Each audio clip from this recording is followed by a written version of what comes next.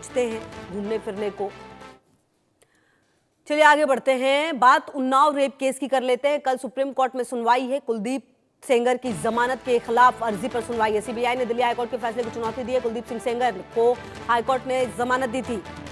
अहम दिन हो सकता है जहां पर सुप्रीम कोर्ट की तरफ से अब क्या कहा जाएगा, क्योंकि आपको बता दें कि इस पूरे मामले में जिस तरीके से फैसला आया और उसके बाद जो विवाद बढ़ा है, देखना यह है कि क्या कुछ इस पूरे मामले में सबसे ज्यादा सामने आता है।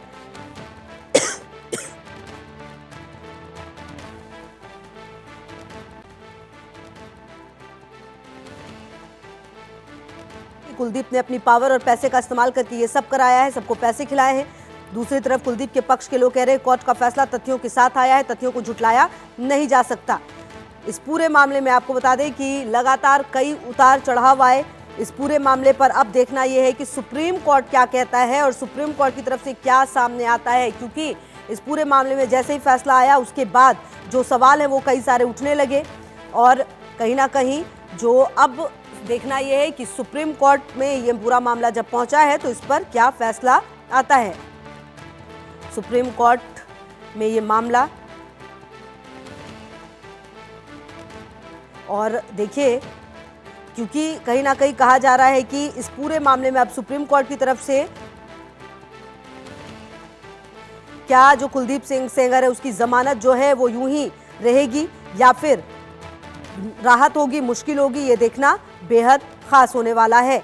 और आपको बता दें कि क्योंकि सीबीआई ने जो इस पूरे मामले को लेकर, क्योंकि जांच एजेंसी कह रही है कि जो जमानत है वो नहीं दी जा सकती, वो लंबे समय से जेल में है, उसकी अपील पर सुनवाई में देर भी हो रही है।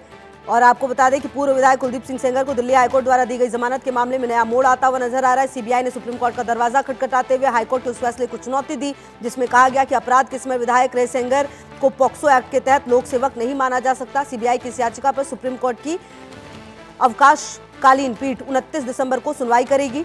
दिल्ली हाईकोर्ट ने अपने फैसले में कहा था कि सेंगर का मामला पॉक्सो एक्ट की धारा 5C के दायरे में नहीं आता। ये धारा यौन हमले से संबंधित है जो तब लागू होती है जब अपराध किसी पुलिस अधिकारी, सशस्त्र बल के सदस्य, लोक सेवक या शिक्षण संस्थान के कर्मचारी द्वारा किया गया हो। हाईकोर्ट के अनुसार एक विधायक इस परिभाषा में फिट नहीं बैठता जिसके आधार पर सेंगर को राहत दी गई। सीबीआई ने अपनी दलील में कहा कि हाईकोर्ट ने उस सार्वजनिक विश्वास और अधिकार की अनदेखी की जो एक विधायक को संवैधानिक पद पर होने के नाते मिलता है।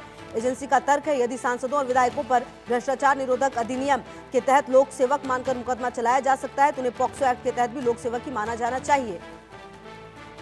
वहीं कुलदीप सेंगर को जमानत के विरोध में प्रदर्शन आज होना है। दिल्ली के जंतर मंतर पर धरना देने वाली है पीड़िता।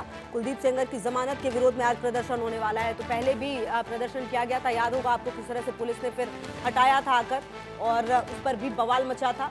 लेकिन फिलहाल कहा जा रहा है कि एक बार फिर से कुलदीप सेंगर की जमानत के विरोध में आज जंतर मंतर पर प्रदर्शन करने वाली है जो पीड़िता है। उन्नाव रेप केस की जो पीड़िता है वो आज एक बार फिर जंतर मंतर पर करेगी प्रदर्शन।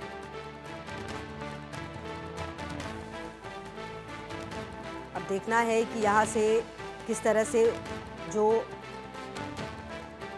पुलिस है उसका कदम आता है, क्योंकि पिछली बार आपको याद होगा इंडिया गेट पर जब प्रदर्शन किया जा रहा था चुपचाप 3 महिलाएं प्रदर्शन करी थी। एक वो जो पीड़िता है उनकी मां और एक और जो समाज सेवक, और उसके बाद उन्हें हटा दिया गया था। फिलहाल ये कहा जा रहा है कि आज यहाँ पर धरना दिया जाएगा। शनिवार को जो पीड़िता है वो पहुंची भी थी सीबीआई मुख्यालय, शिकायत भी दर्ज कराई गई थी। वहीं आज ये कहा जा रहा है कि इस पूरे मामले पर जंतर मंतर पर बैठकर प्रदर्शन करेंगी। अगर नहीं बैठने दिया गया जंतर मंतर पर तो सड़क पर ही बैठेंगी, क्योंकि न्याय मांगना उनका अधिकार है। तो आपको बता दें कि ये जो पूरा प्रदर्शन है वो लगातार सामने आया है और इस पूरे मामले में जिस तरीके से कहा गया है ये अपने आप में बड़ा सवाल है। बढ़ते आगे, ग्रेटर नोएडा